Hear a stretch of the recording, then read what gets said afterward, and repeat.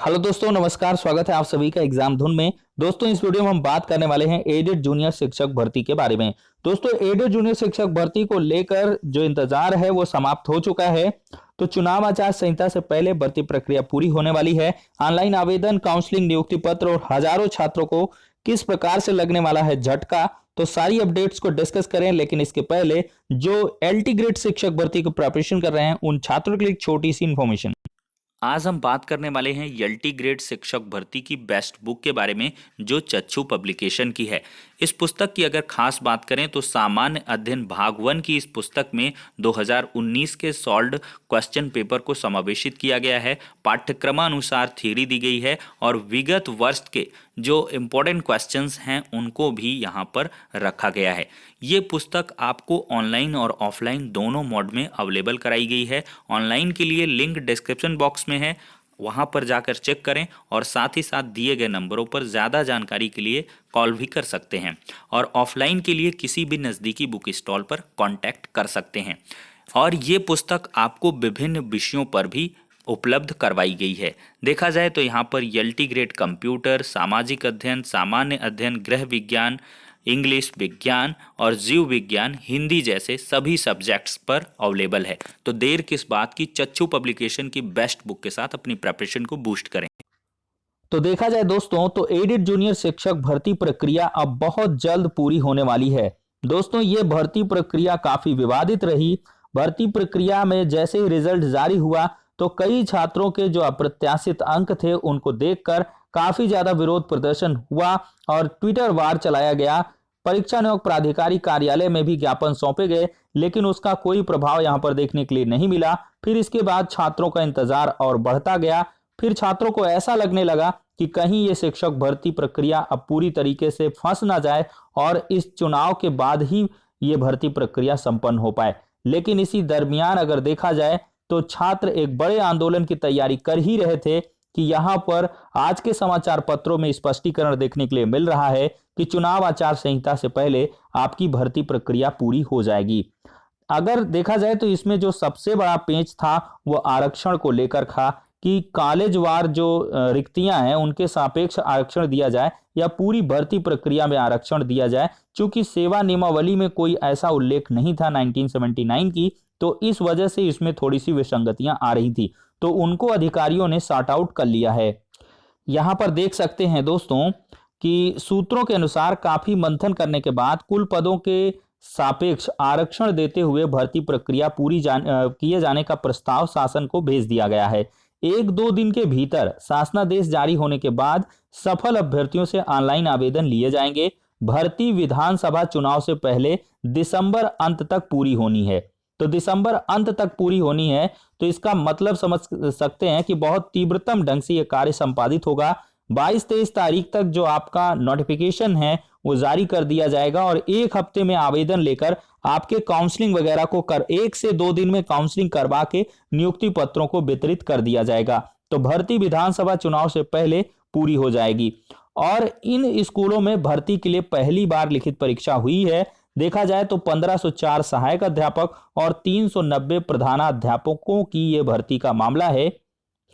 दोस्तों, भले ही समाचार पत्र के माध्यम से ऐसी इंफॉर्मेशन निकल के आई है, लेकिन अभ्यर्थी यहां पर रुक नहीं रहे हैं और रुकना भी नहीं चाहिए। जूनियर एडेड महाधरने का ऐलान हो चुका है। सभी साथियों को यहां पर नमस्कार करते हुए, जैसा कि ये अभ्यर्थियों का कहना है, मेरा नहीं कहना है, कि जैसा कि हमारे साथी जानते हैं, जूनियर एडेड का रिजल्ट आए 1 महीने से अधिक दिन हो चुके हैं, पर अभी तक कोई प्रक्रिया आगे नहीं बढ़ी है।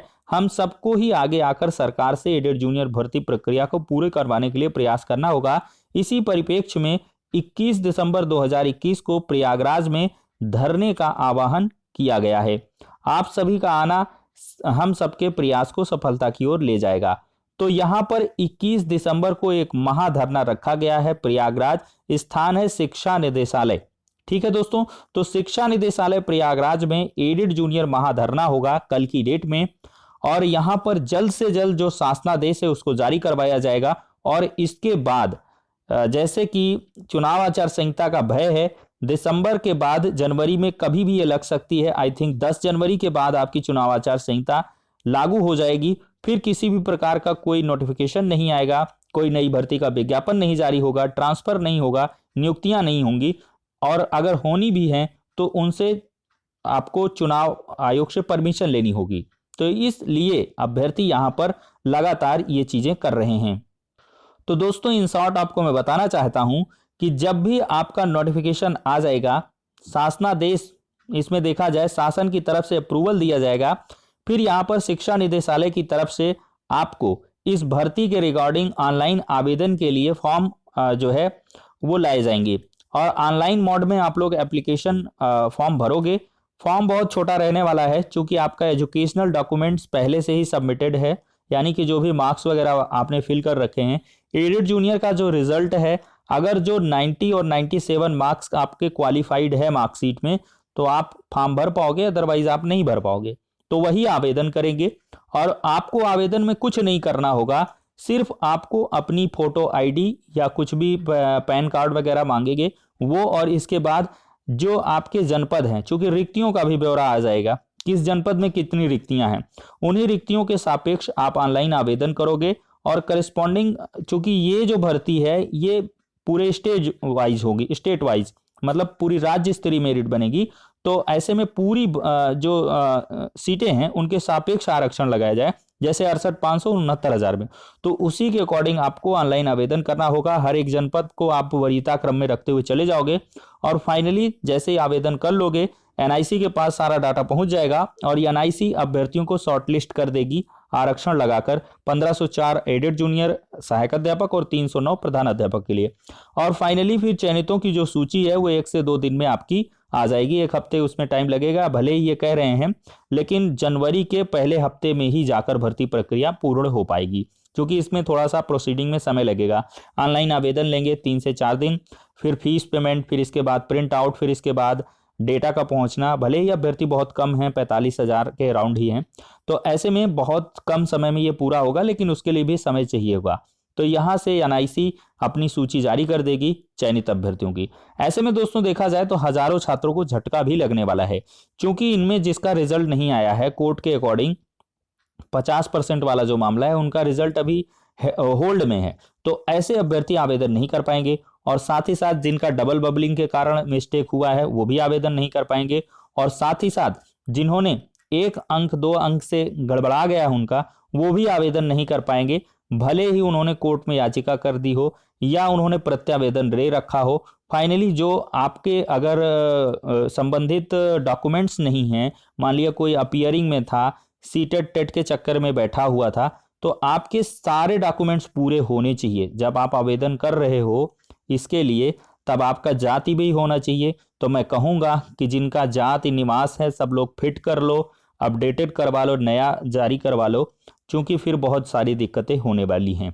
तो ये सारे डॉक्यूमेंट्स आप कंप्लीट कर लो, अदरवाइज आप भर्ती प्रक्रिया से फिर काउंसलिंग के बाद बाहर हो जाओगे। तो फिलहाल के लिए दोस्तों ये प्रक्रिया रहने वाली है, काउंसलिंग वगैरह करवा ली जाएगी आपकी, और उसके लिए 500-600 रुपये का आपका डिमांड ड्राफ्ट भी लगेगा। उसके लिए सेपरेट वीडियो बनाएंगे जैसे ही शासनादेश निर्गत हो जाता है।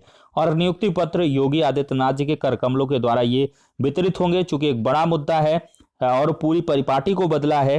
पहले ये मैनेजमेंट के तहत भर्तियां होती थीं, और योगी आदित्यनाथ जी के शासनकाल में ही इसमें एक बड़ा बदलाव किया गया, एग्जाम लिया गया, और इसके बाद पारदर्शी ढंग से भर्ती प्रक्रिया को संपादित करने के लिए प्रतिबद्धता दिखाई गई, और भर्ती प्रक्रिया पूर्ण होगी तो योगी जी अवश्य इनके नियुक्ति पत्रों का वितरण करने वाले हैं, एक बड़ी अनाउंसमेंट भी कर सकते हैं। तो फिलहाल के लिए दोस्तों इस वीडियो में इतना ही, नेक्स्ट वीडियो में मिलते हैं।